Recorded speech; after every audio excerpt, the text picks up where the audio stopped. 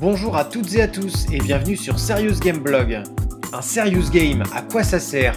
Darfur is Dying, For Mac Money, Watu ou encore Game Dave Tycoon sont des jeux aux objectifs radicalement différents. Pourtant, il s'agit bien là de jeux sérieux. Alors, comment catégoriser un serious game en fonction de ce qu'il apporte aux joueurs? Découvrons-le maintenant en vidéo. Un jeu sérieux peut d'abord permettre aux joueurs d'engranger une connaissance, mais cela dépasse la simple transmission d'informations puisque cette fonction comprend aussi la notion d'entraînement, qu'il soit cérébral ou physique. Il peut par ailleurs transmettre une capacité, mémorisation, adresse, esprit d'équipe, rapidité, etc.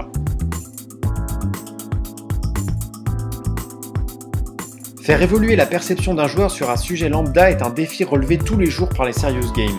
Et oui, ces jeux véhiculent bien souvent un sujet peu attrayant pour le joueur, consommation d'alcool, réchauffement climatique, situation de guerre, comme dans Darfur is Dying par exemple.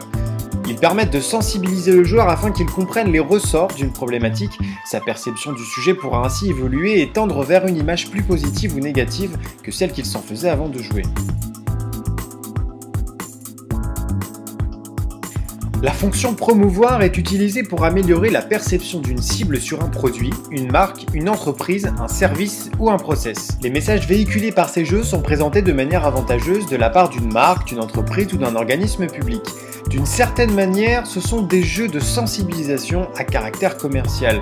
Trust de Danone est un serious game expliquant aux joueurs le bien fondé de la démarche du groupe. Attention cependant à ne pas confondre les jeux utilisant cette fonction avec les advergames. Quand le message d'un advergame sera « Buvez Coca-Cola », celui de la fonction promouvoir sera « Coca-Cola est une marque soucieuse de la santé de ses consommateurs puisqu'elle participe à la lutte contre l'obésité ».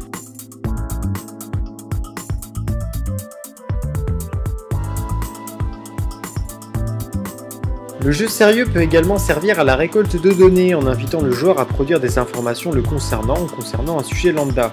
Celles-ci sont ensuite remontées au concepteur du jeu pour analyse.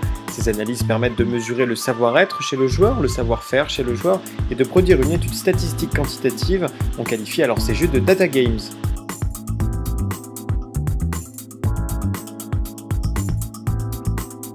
Ils existent déjà, ces jeux magiques qui agissent mentalement ou physiquement sur le joueur dans un but de guérison ou d'optimisation de son état de santé.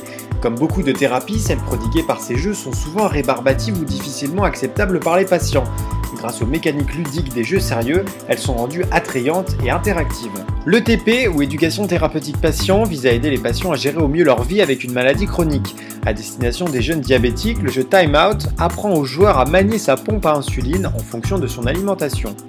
Le jeu prodigue donc une formation à l'auto-optimisation de son état de santé. Vous l'aurez compris, le divertissement n'est pas le seul et unique but d'un serious game.